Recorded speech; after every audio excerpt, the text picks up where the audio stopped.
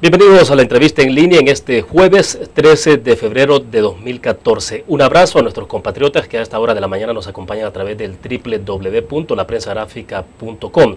También a quienes están con nosotros a través del canal 37 en señal abierta de televisión, canal 99 en cable de Tigo. Con nuestro invitado hablaremos de la evolución de la campaña electoral, de las alianzas con sectores, de los grandes temas de nación que tienen que ver con el estado de la economía y la seguridad pública. A partir del 1 de junio, nuestro invitado podría ser el próximo presidente de El Salvador, si esa es la voluntad de los electores el domingo 9 de marzo. Varios temas en agenda. Queremos agradecer esta mañana que nos acompañe en nuestros estudios desde la sala de redacción de la prensa gráfica Salvador Sánchez Serén, candidato presidencial del partido FMLN. Bienvenido, es un gusto, buenos días. Muy buenos días, William. Gracias también por invitarme a este espacio y saludar a todos aquellos que a través de este medio pues tienen la facilidad de informarse y de conocer cuál es el futuro del país. Vamos a una segunda elección, la segunda vuelta, y yo pediría a todos aquellos que están en capacidad de votar, tanto en el exterior como aquí en El Salvador, que nuevamente hagamos una presencia importante, porque esta es la muestra de la democracia en El Salvador. Salvador, antes de comenzar la entrevista le decía, bueno, uno lo ve trabajando a usted, a todo el equipo de campaña, como que si van a la primera vuelta, es decir, con la misma intensidad, o sea, esto es la apreciación que uno tiene es correcta, o sea, mantienen la misma intensidad de trabajo en campaña. Mira, mantenemos el mismo ritmo, pero intensificado. ¿Por qué? Porque en la primera vuelta acumulamos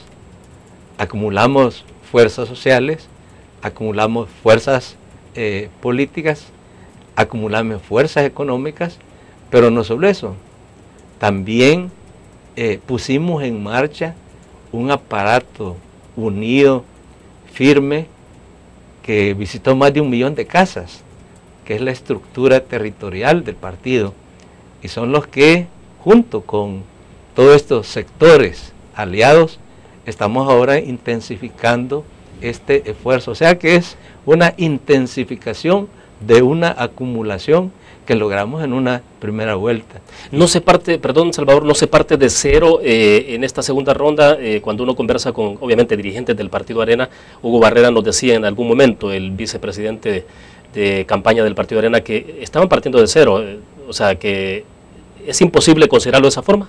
Mira, para nosotros no podemos partir de cero. Si tenemos una campaña exitosa, una estrategia que demostró que cuando se le apuesta a debatir los principales problemas del país, a hacer compromisos, a conversar con la población, a dialogar, a buscar entendimientos, esa campaña se vuelve un éxito. Y nosotros decimos, hemos tenido una campaña limpia y vamos a continuar con una campaña limpia, pero implica todos esos componentes, ¿verdad? Ese componente primero de un contacto permanente y directo con la población. Segundo, escucharla, hacerle partícipe.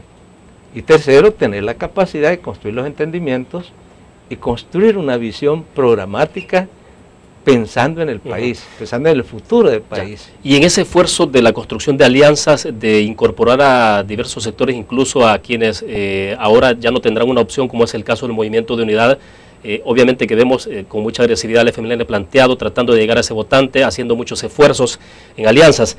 Hace un poco más de una semana atrás estuvo con nosotros en estos estudios Will Salgado, el alcalde de San Miguel, y él decía que veía un FMLN muy forzado, pero pensando en las elecciones de 2015 para diputados y alcaldes, de tal manera que acumular suficiente fuerza, pero para poder sacar más de 43 diputados en la próxima elección de diputados y alcaldes, y que en ese sentido pues obviamente había un esfuerzo del FMLN por erosionar el voto, incluso el voto conservador, el voto de derecha.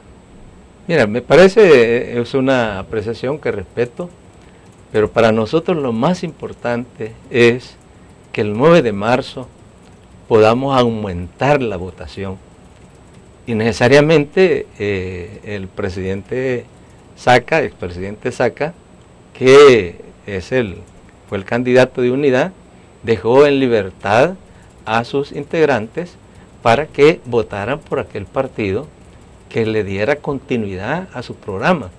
Entonces nosotros lo que andamos es en un diálogo, en una conversación, buscando entendimientos alrededor de temáticas como la democracia, de temáticas como la creación de empleo, de temáticas que tienen que ver con el fortalecimiento, el desarrollo social del país, con temáticas que tienen que ver con el respeto a la Constitución y el respeto a las libertades democráticas, la libertad de movimiento, la libertad de expresión, la libertad de prensa, el respeto a la constitucionalidad del país.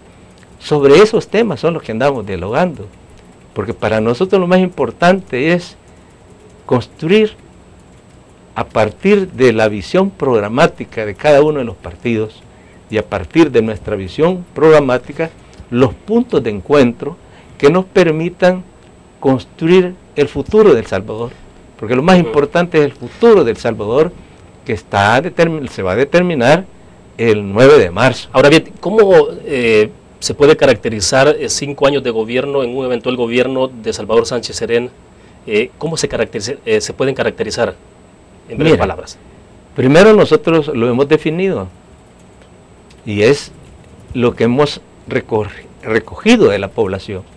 La población, lo primero, lo que nos ha llamado la atención es que quiere que continúen los cambios. Y muchos electores se preguntarán, o muchos ciudadanos se preguntarán, ¿qué significa la continuidad de los cambios? Es que en El Salvador, a partir del 2009, se está construyendo una nueva conciencia social, una nueva conciencia cívica, en el cual la inclusión de los sectores es sumamente importante y el desarrollo social vinculado al desarrollo económico es importante. Mira, nosotros hemos hecho una cantidad de préstamos, ¿pero para qué? Para invertir en el sistema de salud, y hemos mejorado la infraestructura en salud, hemos mejorado la atención médica, hemos incrementado el personal médico, hemos ampliado la atención en salud a las comunidades más alejanas a través de los equipos comunitarios de salud, y hemos invertido en educación, hemos invertido en carreteras con préstamos. Antes esos préstamos tenían otro destino, nosotros lo estamos invirtiendo en el desarrollo social. Eso es un cambio de visión y nosotros le vamos a dar continuidad a ese cambio, porque el desarrollo económico también debe estar acompañado con un tema de justicia social, y la justicia social es reivindicar, dignificar aquellos sectores excluidos como la niñez, como la mujer, como los adultos mayores, como los discapacitados, como los jóvenes. Entonces, desde ese punto de vista, mi gobierno va a continuar con los programas sociales, pero también hay muchas personas que están esperando que se extiendan los programas. Por ejemplo, el pensión universal que se da a los adultos mayores que tienen más de 70 años, en casi todas las comunidades están planteando que se extiendan. Ahora, todo esto, Salvador, obviamente pasa por potenciar el desarrollo económico, generar ingresos fiscales, aumentar, y creo que es un tema importante que lo vamos a abordar en un momento que tiene que ver estrictamente con la actividad económica. Pero hay un tema que me interesa que usted nos dé su opinión. Hace poco menos de 8 días, viernes de la semana pasada, si no mal recuerdo usted participó en la firma del Pacto por el Café. Fue como presencial, como su participación, ¿de qué manera fue? Sí, fue de esa manera, ¿no? Como testimonial. Mira, te quisiera decir que ese fue una segunda reunión, porque el señor Antonio Salaverría, que es un empresario cafetalero, invitó desde antes a presentar lo que habían discutido con un grupo, una mesa de cafetaleros, y delinearon lo que podía ser un pacto.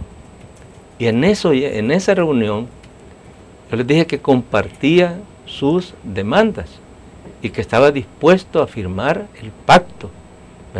O sea que ese pacto, al ganar yo la presidencia, es un compromiso. Y creo que es un compromiso necesario. No podemos permitir que la caficultura en El Salvador muera. Si muere la caficultura, vamos a tener más desempleo y va a ser la gente más humilde, la gente más pobre. Vamos a perder los bosques, y si perdemos los bosques, perdemos la sustentabilidad ambiental. Entonces necesitamos hacer un esfuerzo. Ahora, ese pacto tenía un fuerte aroma a elecciones, aroma electoral. Mira, no, si tú lees el pacto, son compromisos. Nosotros lo que estamos buscando son compromisos. ¿Y cuáles son los compromisos? Los compromisos es incrementar el parque cafetalero, ¿verdad? Porque según proyecciones, el próximo año vamos a dejar también de producir otras 500,000 quintales de café. Eso va a afectar los ingresos del fisco. Y otro compromiso es buscar cooperación internacional para apoyo al combate de la roya. Facilidades crediticias, nosotros tenemos una banca de desarrollo nacional y además tenemos que estimular a la banca comercial a que se dé créditos y además también a revisar todos las deudas que ellos tienen que no les permite invertir.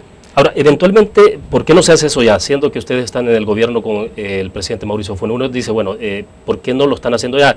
En algún momento durante la aparición de la roya hubo algunas críticas de algunos caficultores en términos de la necesidad o la urgencia que tenían por tener asistencia técnica de inmediato y poder responder a la situación de la roya. ¿Qué ha pasado? ¿Por qué estos compromisos no se asumen desde ya? Mira, William, es una pregunta muy interesante. Sí ha existido. La crítica que nos hicieron allí es de que primero no se dio en el momento propicio. Y segundo, ellos agradecen que se les haya estado dando paquetes alimenticios a las familias que fueron afectadas porque no pudieron recolectar el café. Esas familias han recibido también paquete alimenticio. Y ahora la Asamblea Legislativa, por iniciativa nuestra y por iniciativa también del Ejecutivo, declaró el estado de emergencia fitosanitaria, que da la posibilidad de buscar mayores oportunidades.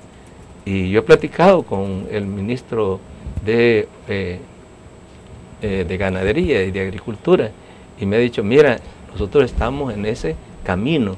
Claro, la dimensión del fenómeno es tan grande que se van a necesitar muchos años de inversión. Entonces yo creo que lo que ellos quizás critican es que el respaldo ha sido muy tímido, muy lento, pero nosotros estamos en el esfuerzo y el compromiso de que vamos a elevar esos compromisos. O sea que sí se ha hecho. Lo que necesitamos es, como decía, necesitamos profundizarlos en mayor celeridad. Perfecto, tenemos que hacer una pequeña pausa, pero antes de irnos a la pausa, Mario Acosta compartía con nosotros esta semana y dice él que el rumbo que lleva el café en este momento es el mismo rumbo que tuvo el añil y que tuvo el algodón, y que hay que pasar de los discursos a los hechos.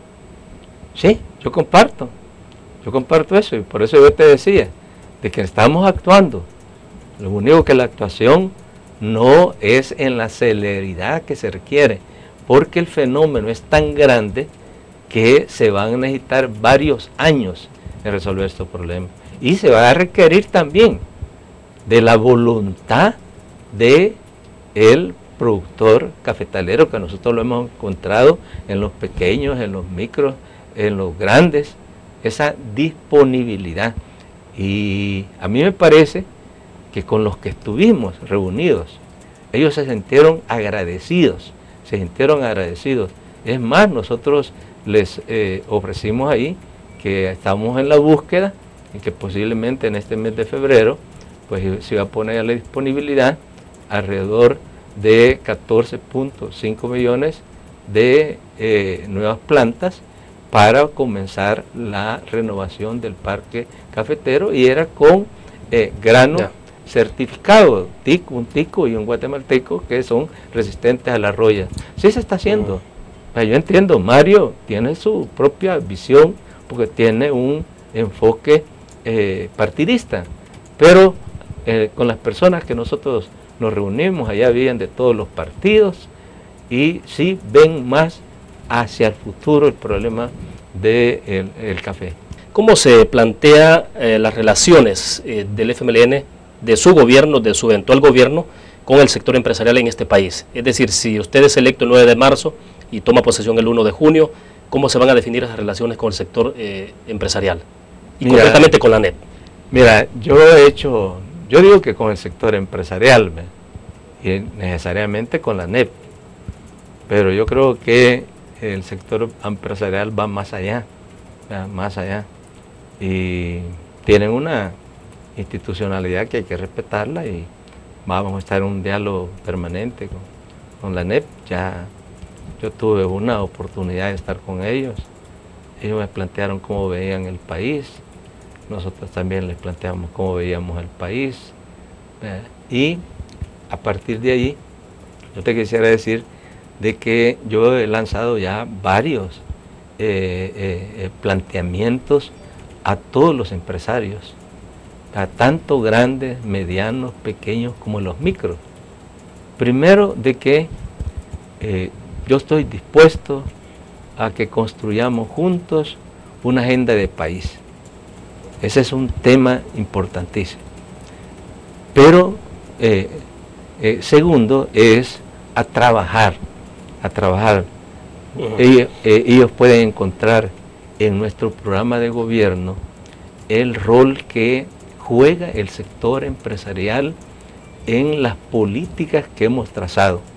Porque nosotros lo que queremos es trabajar por un modelo productivo en el país, que genere crecimiento, pero además que de generar crecimiento, que ese crecimiento sea de calidad y que permita también desarrollar el mercado interno, pero también exportar, y además garantizar el consumo básico y garantizar el ahorro, y también trabajar por generar una estructura democrática dentro de las oportunidades empresariales.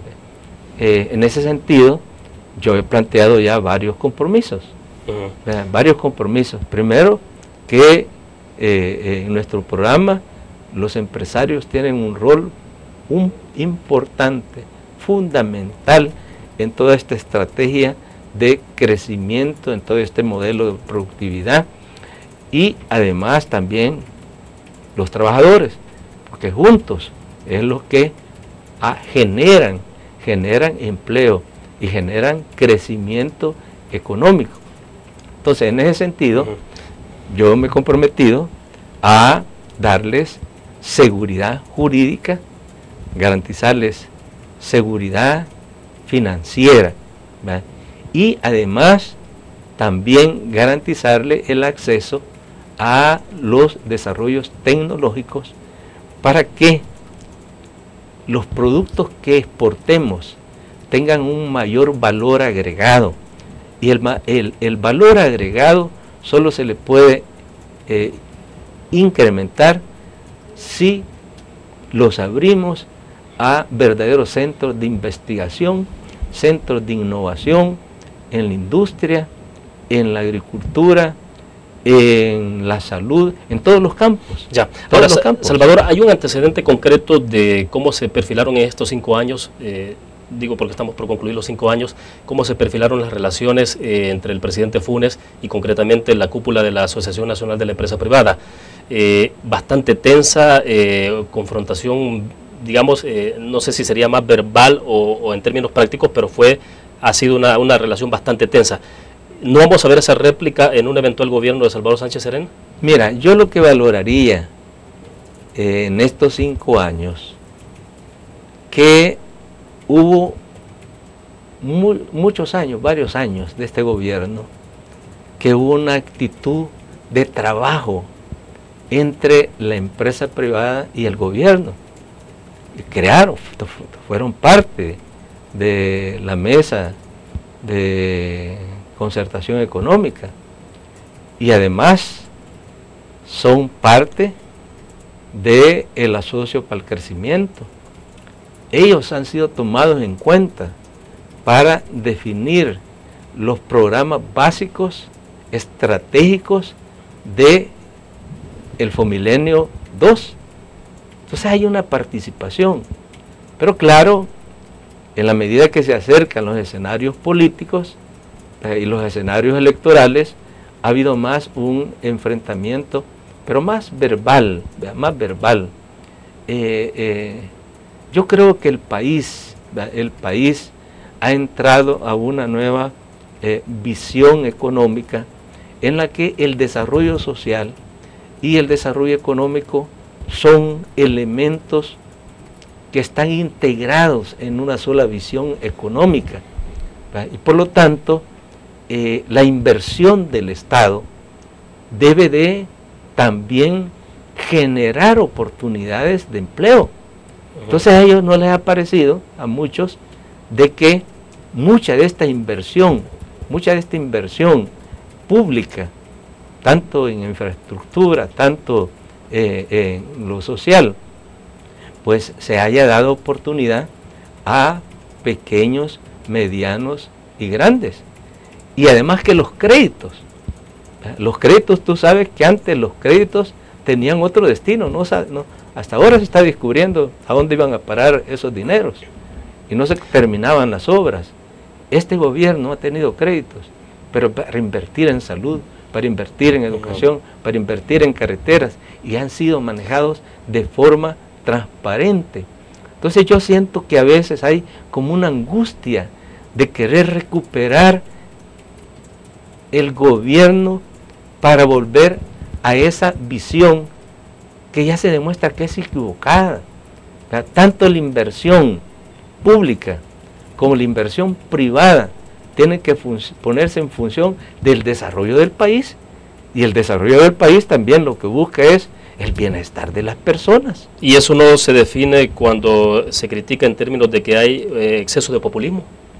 Mira, yo no lo veo en ese sentido. Es decir, ¿cómo va a ser populismo un programa que le ha dado zapatos y útiles escolares a los niños y a las niñas? Mira, yo he visitado las escuelas y si te contara anécdotas, me han hecho llorar.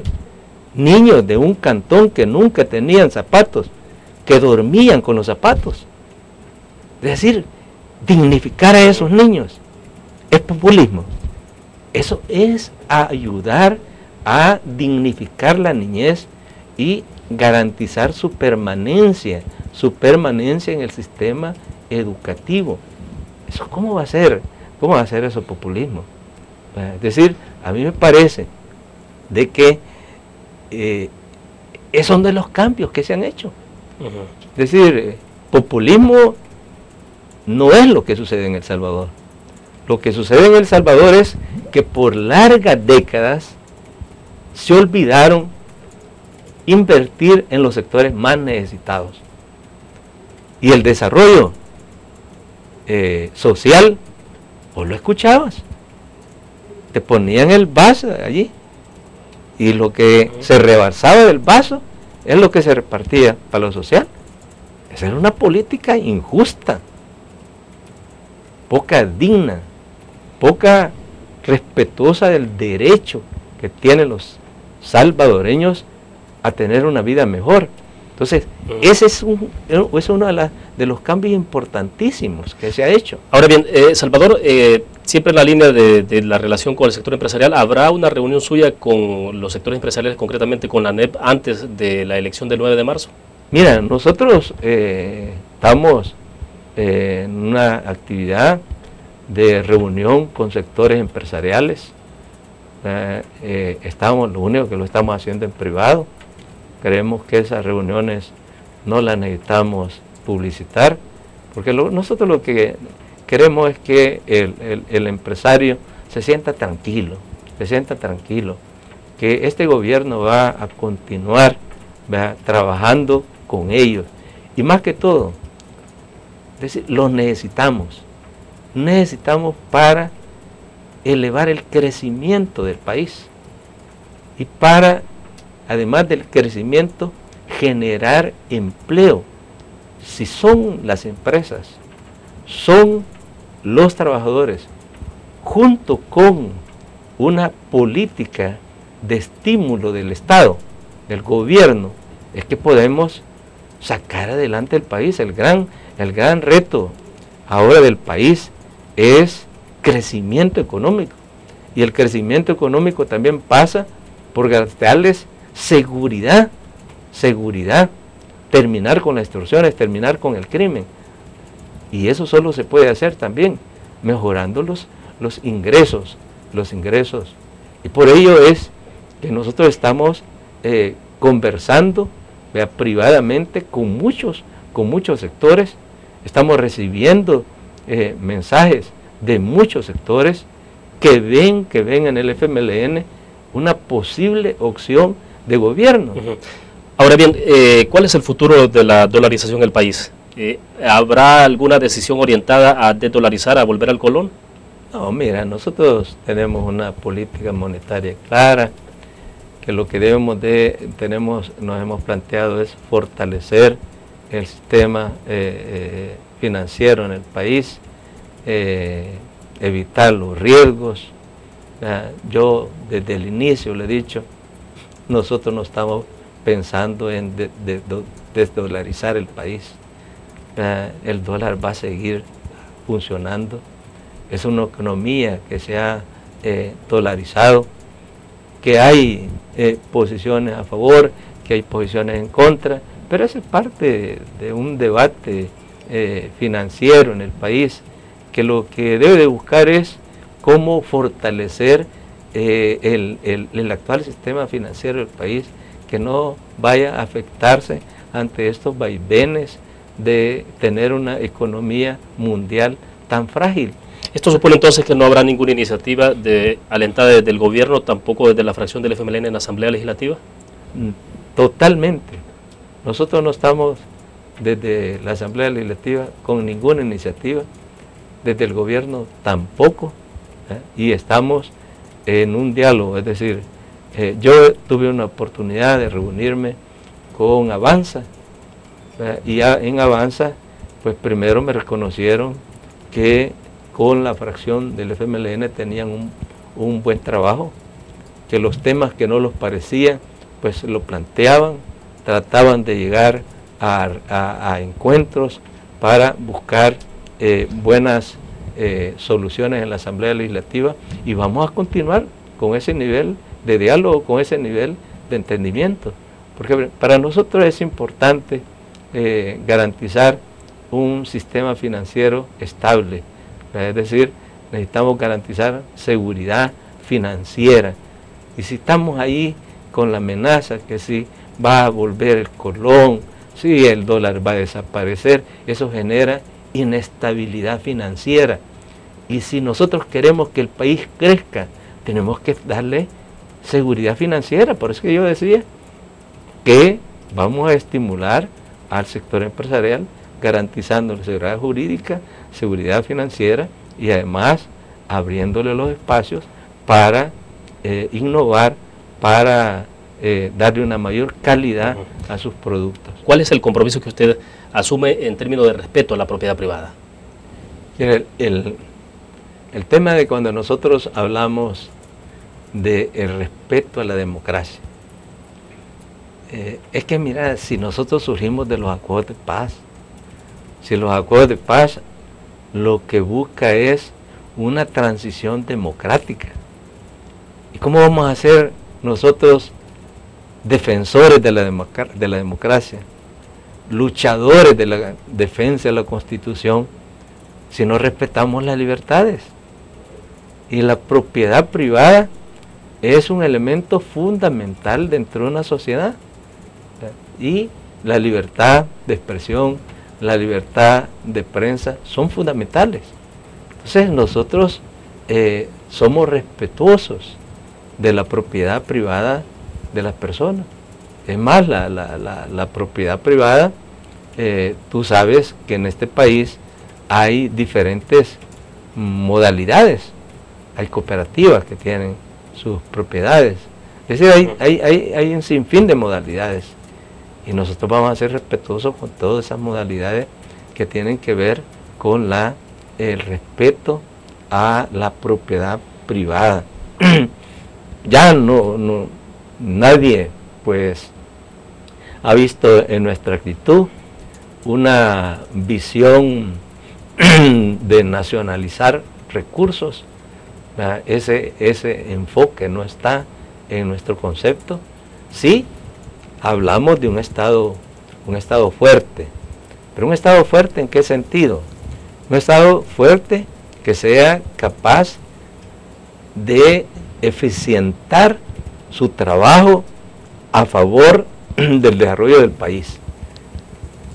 Hablamos de simplificar los trámites para los inversionistas y para los inversionistas nacionales, es decir, desburocratizar el Estado. Y también hablamos de un Estado moderno, un Estado que también se integre a las nuevas tecnologías en todo su funcionamiento. Y eso pasa por toda una formación, toda una capacitación de todos los recursos humanos que hay en el Estado. En ese sentido, nosotros vemos al Estado, un Estado facilitador, un Estado que contribuye al desarrollo económico, un Estado que contribuye al desarrollo social, y un Estado que también asume sus compromisos que le da la Constitución, que es garantizar la salud gratuita, garantizar la educación gratuita y garantizar derechos. Y dentro de ello, un derecho fundamental es el derecho a la propiedad. O sea, antes no se puede hablar de tema de expropiaciones ni nada de eso. No está ese concepto dentro de... No estamos hablando de ese concepto. No estamos hablando de ese concepto de expropiar absolutamente a nadie. Es decir, ya las propiedades que son nacionales están definidas, ya hay una ley clara de definiciones en esos campos. Nosotros antes pues se hablaba de que hasta íbamos a quemar las Biblias, que íbamos a cerrar las iglesias, que le íbamos a quitar los niños a la familia, pero esa era una campaña que ya la gente conoce al FMLN. Mira, si nosotros firmamos los acuerdos de paz en el 92, el 94 fuimos a las primeras elecciones, tuvimos nuestra primera acción en las municipalidades y en la asamblea legislativa, y trabajamos siempre por el bienestar de la gente, y a partir del 2009 hemos estado en el gobierno, y este gobierno no ha hablado en ningún momento de expropiación, porque no está en esa lógica. Nosotros lo que queremos es estimular a esa empresa privada a que dinamice la economía del país. Y por eso es que vamos a hacer un Estado facilitador, un Estado gestor del desarrollo, y donde ellos van a estar jugando un rol importante. ¿Cree que en algún momento habrá necesidad o será necesario modificar el límite constitucional que tiene que ver con la propiedad de la tierra en el país? Mira, yo creo que ese es un tema que se abordó en los acuerdos de paz. La realidad dio ese acuerdo, pues nosotros no estamos, y ya lo hemos dicho y lo repetimos, no estamos por hacer ninguna modificación constitucional. Nosotros vamos a respetar la Constitución. Necesitamos consolidar el Estado constitucional, social, de derecho y democrático en el país. Esa es nuestra apuesta. ¿Y eso qué significa? Significa fortalecer las instituciones del Estado, fortalecer la institucionalidad, hacerla transparente, hacerla honrada, hacerla eficiente, hacerla que sepa usar los recursos y que haya austeridad en el uso de los recursos. Nosotros nos referimos, cuando hablamos de consolidar el Estado democrático es abrir más espacios de participación a la ciudadanía. La ciudadanía no solamente debe de ir a votar. Nosotros hicimos un ejercicio. Nuestro programa es un programa que surgió del pensar del pueblo salvadoreño. Y ahora queremos que sea partícipe de que este programa se lleve a la práctica. Ahora, cuando habla de abrir más espacio a la participación de la ciudadanía, ¿se puede llevar ese planteamiento a que podría haber iniciativas en términos del referéndum? No, nosotros no estamos hablando de eso. Mira, para mi concepto de ciudadanía es que después de 22 años de vivir en democracia, se ha fortalecido el carácter cívico de nuestra sociedad y por lo tanto el ciudadano está siendo más identificado con sus derechos y lo que está demandando es derecho ¿a qué? A conocer el uso de los recursos públicos, es decir, cómo se manejan los recursos que él da al Estado. Eso está demandando. Por eso se hizo esta ley de acceso a la información, se creó el instituto y está el gobierno ha puesto en todos los sistemas de internet la información, cómo se gasta, cómo se usa ese dinero. Ahora, y a propósito de ese tema que tiene que ver con mecanismos de transparencia, rendición de cuentas, Salvador, ¿qué hace falta para completar el cuadro en esa materia? Mira, yo creo que el instituto debe dársele más instrumentos para que pueda responder a las demandas que da la población, ¿verdad? Que el Estado, es decir, que el gobierno se tiene que comprometer en dar aquella información que según la ley se pueda dar, ¿verdad? Eso no quiere decir que deben de haber allí círculos oscuros. Para eso está la Corte de Cuentas. La Corte de Cuentas le lleva el gasto a todas las instituciones. Entonces, lo que sí es seguir desarrollando más, ¿verdad? Esta cultura de transparencia, esta cultura de cerrarle todos los espacios a la corrupción, porque yo creo que uno de los grandes problemas del pasado es que mucho dinero, millones, fueron desviados por mecanismos de corrupción. Y eso es un mal, porque son los recursos de la población, son los recursos de que da la gente. Entonces, en la medida que el ciudadano va asumiendo más compromisos, para mí eso es importantísimo. Y eso no está hablando de referéndum, eso no está hablando de nada. Eso lo que está hablando es darle al ciudadano el ejercicio de sus derechos cívicos y que participe en la elaboración de políticas. Es decir, no, en el caso nuestro estamos con mayor obligación. Ahora, porque consultamos a la población por nuestro programa. Ahora tenemos que hacerla partícipe de la elaboración de políticas y de que ejerza un control y una vigilancia si lo que se prometió se cumplió. Ahora, cuando uno escucha declaraciones, por ejemplo, del presidente de la Asamblea Legislativa, Sigfrido Reyes, en términos sobre el tema concretamente de reformas constitucionales, el tema de referéndum, ¿es diferente a lo que se puede escuchar en el caso suyo? ¿No hay alguna contradicción en el planteamiento? Mira, yo lo que estoy expresando es mi compromiso como candidato del FMLN y como candidato a la presidencia de la República. Nosotros hemos sido claros. Siempre en mi discurso y siempre en el programa está el respeto a la constitucionalidad. Es decir, el respeto a la constitucionalidad, el respeto a la democracia. Es decir, el respeto a la independencia de poderes. Nosotros con la sala puede ser que discrepemos con algunas resoluciones, pero eso no quiere decir que no las vamos a aplicar. Tenemos que aplicarlas. Yo ya fui claro, ningún funcionario nuestro, ni alcalde, ni diputado, va a andar en actividades proselitistas. Ahora, me parece que es importante que, como no hay una resolución definitiva, se analice hasta qué punto se pueden violar derechos individuales, derechos políticos a las personas. Pero esa es una valoración que tiene que hacer la sala para ver si no se excedió en su aclaración.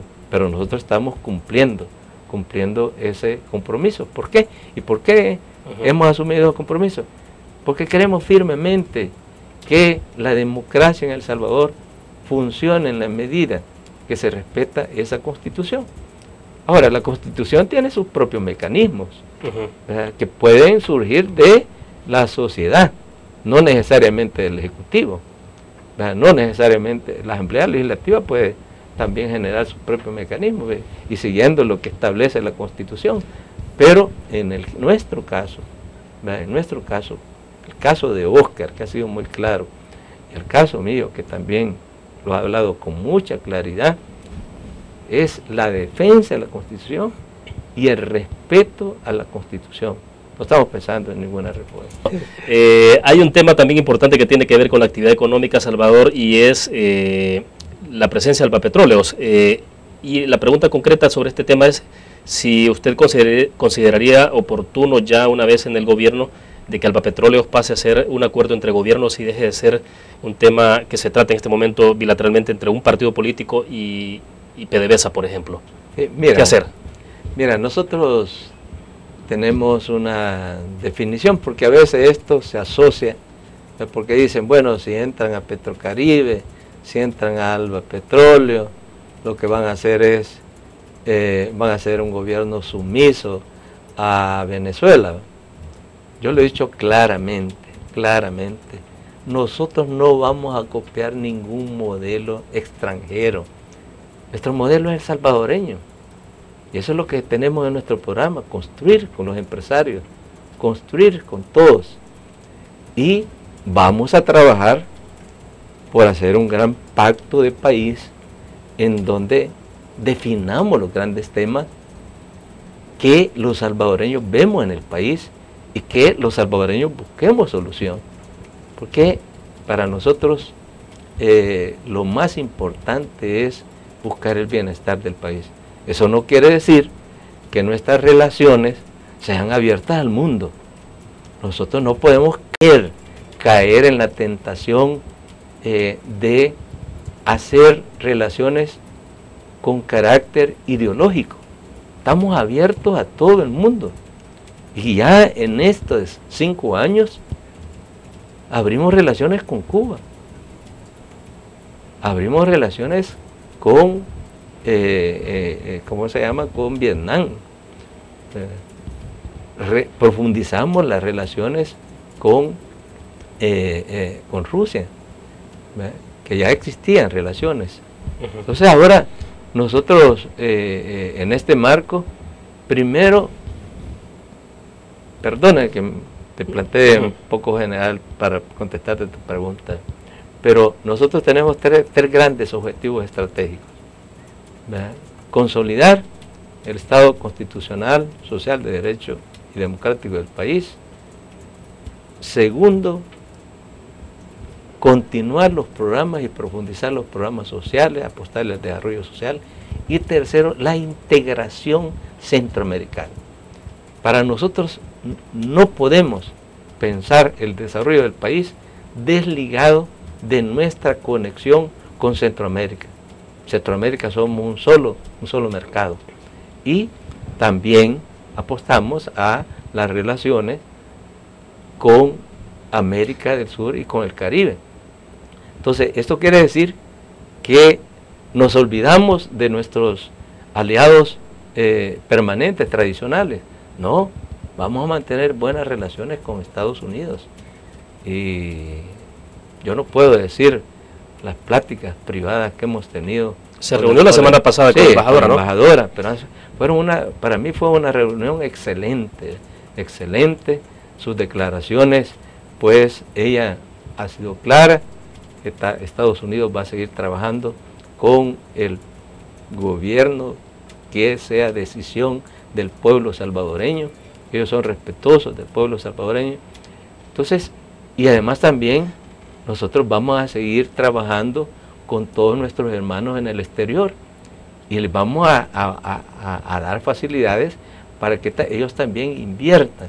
Entonces, por lo tanto, en ese marco, nosotros necesitamos disminuir la carga petrolera del país. Pero vuelvo entonces, vamos sobre la pregunta inicial. Vamos con Petrocaribe, es decir, vamos a ingresar a Petrocaribe, porque eso les da oportunidad de tener precios más cómodos en el tema del combustible, y eso disminuye la carga al Estado. Y también nosotros somos parte de la CELAC, y como parte de la CELAC también estamos en la búsqueda de fortalecer aquellas nuevas formas de cooperación que existen.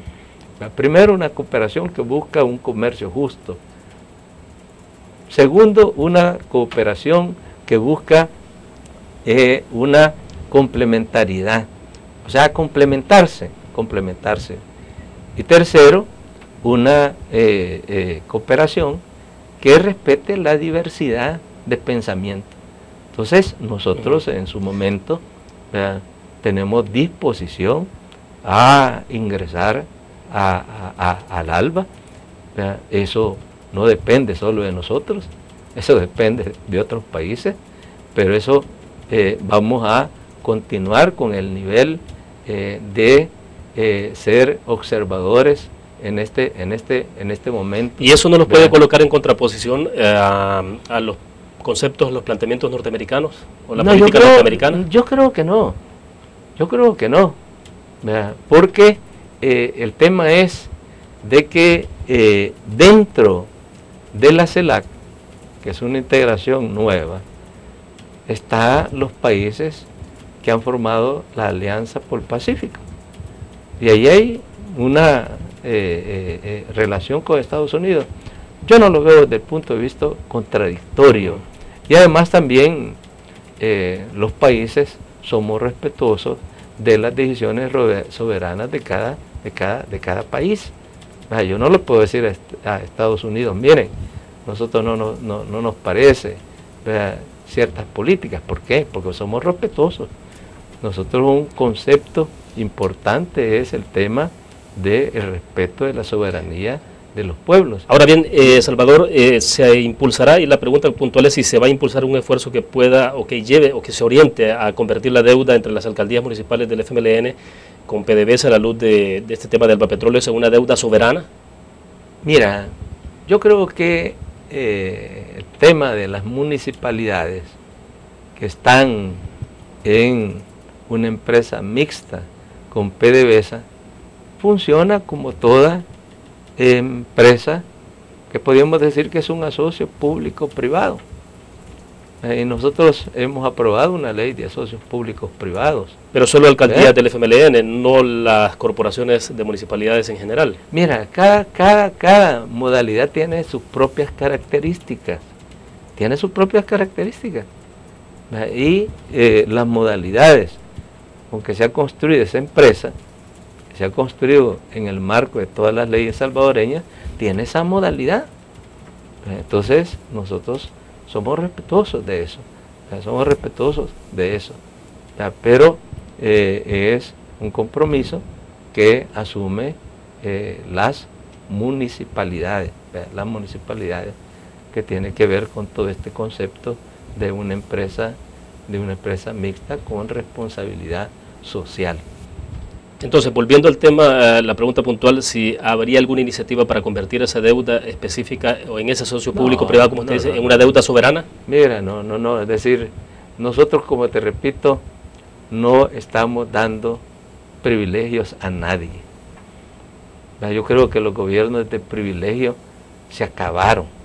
Entonces ellos tienen que funcionar como una empresa mixta, como cualquiera, y tienen que competir como cualquier empresa.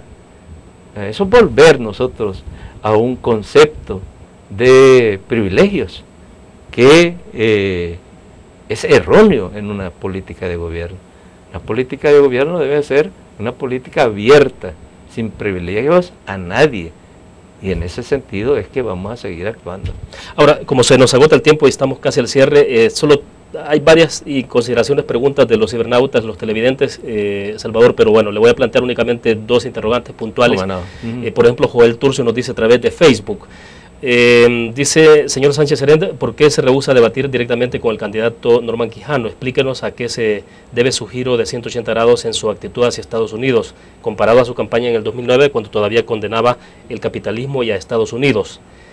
Continúa, pero bueno, me quedo hasta ahí. Esa es una pregunta puntual que le hace. La otra es Miguel Ángel Espinosa López. Dice, ¿en cuántos puntos porcentuales disminuyó el ausentismo en las escuelas desde la implementación de los programas sociales? Esa es la segunda. Y la tercera, ¿en cuántos puntos porcentuales subió la cobertura de primero a sexto y de primero a noveno? Son más preguntas ahí, pero bueno, me quedaría con esas. Mira, primero te quisiera decir de que en el caso del debate, mira, sé que nosotros estamos debatiendo nuestros programas con la población. Nosotros no nos vamos a prestar a una estrategia electoral desesperada. Además, ya estuvimos en un debate organizado por todas las empresas de comunicación, por Adler, y en ese debate se irrespetaron las reglas, es decir, utilizaron ese espacio para hacer alusiones personales que no estaban planteadas, Entonces, ¿qué va a aportar un debate de ese tipo al país? Yo creo que nada. Entonces nosotros no es que no queramos debatir, es que no hay capacidad de debatir con esas personas. No tienen ideas, no tienen pensamientos. Lo que buscan es sobresalir para obtener réditos electorales. Yo creo que lo más importante es debatir los problemas de la gente, y lo estamos debatiendo ahora. Ustedes están conociendo mis propuestas y están escuchando opiniones. Entonces, en ese sentido, pues, no le veo problema. ¿Qué otra La otra pregunta era respecto de la posición que usted tuvo en el pasado sobre Estados Unidos. Mira, bueno, tenemos 22 años de haber firmado los acuerdos de paz. Y entre los 22 años, nosotros siempre hemos favorecido las relaciones con Estados Unidos. No es de ahora, esa es una posición. Y que a veces nos pronunciemos alrededor de ciertos actos que a nuestro juicio afectan la paz mundial, es una posición correcta. Es decir, nosotros surgimos a la vida política y el país entró en una nueva situación por la firma de los acuerdos de paz, por la paz, y yo aspiro a una paz mundial y aspiro a que la humanidad pueda tener futuro, pueda tener alternativa. Aspiro a una sociedad humanitaria. Entonces, en ese sentido, pues, nosotros siempre hemos mantenido una relación respetuosa hacia los Estados Unidos. Tenemos algunos puntos de diferencia como lo tienen ellos con nosotros, pero eso no implica, ¿verdad? Y ahora ya, como jefe de Estado, ¿verdad?, obligatoriamente, ¿verdad?, tengo que tener una política de amistad, de cooperación, de buena relación, porque yo ya no soy yo como militante del FMLN, soy como representante del pueblo salvadoreño. Bueno, y con lo que dice con respecto a educación... Y preguntaba sobre el tema del ausentismo. Mira, el tema del ausentismo quizás sería muy, no difícil, ¿verdad?, sino que no sería muy precisa, porque yo tengo los datos anteriores y hay datos actuales, ¿verdad?, pero hay una baja en el ausentismo en las escuelas, y además la cobertura se ha incrementado. Hay un fenómeno que ha disminuido la cobertura en los niveles básicos y se ha aumentado en el nivel medio y en el nivel medio, que es bachillerato. ¿Por qué? Porque ya la población que está desde los primeros grados de parvularia hasta 9º grado, pues ya el crecimiento ha disminuido y la asistencia también ha disminuido. Ya. Eso le da oportunidad de hacer mayor inversión ahora al gobierno en el bachillerato y también en el tercer ciclo, que es hacia allí donde están proyectados los nuevos esfuerzos. Bueno, creo que podemos tomarnos un par de minutos más, Salvador. Solo quiero cerrar con este otro tema que se nos quedaba por ahí. Bueno, usted lo abordó de alguna forma cuando hablaba sobre el tema de respeto a la democracia, libertad de expresión, y justamente sí me gustaría que nos definiera un poco cuál es su compromiso justamente con la libertad de expresión.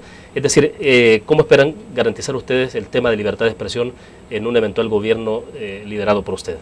Mira, primero, yo creo que la libertad de prensa y la libertad de expresión es en respetar la diversidad de pensamientos y el libre juego de ideas, y además tener espacios para que aquellos que no comparten esas ideas puedan debatirlas y puedan contrarrestarlas. Y ese es el debate sano que siempre busca construir algo. Entonces, yo no creo que porque se ataque a una persona, pues se debe limitar los espacios. Al contrario, yo creo que cada vez más el periodismo, cada vez más los periodistas van adquiriendo una conciencia de ser un informador más objetivo. La población lo que necesita es información adecuada, información veraz, información actualizada, que le permita a las personas debatir y discutir y tomar sus posiciones. Entonces, por eso yo no pienso limitar, ¿verdad? Pienso que se respete todos los compromisos que hay a nivel internacional con respecto a la libertad de expresión, a la libertad de prensa, que son fundamentales en una democracia. En una democracia el pueblo se informa a través de los medios de comunicación y toma sus decisiones.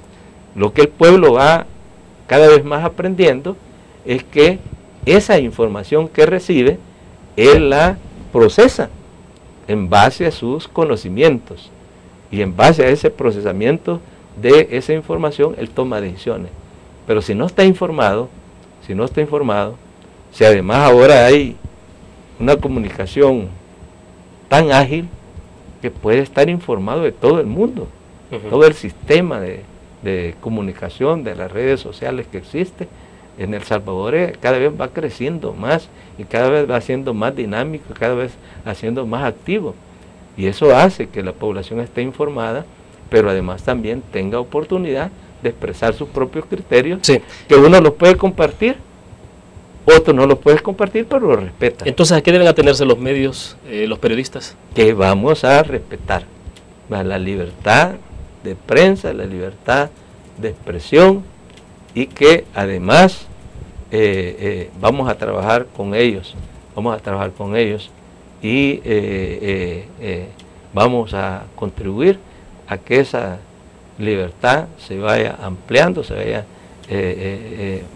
mejorando, porque es para la democracia del país. No puede existir democracia en un país si no hay libertad de prensa, si no hay libertad de expresión.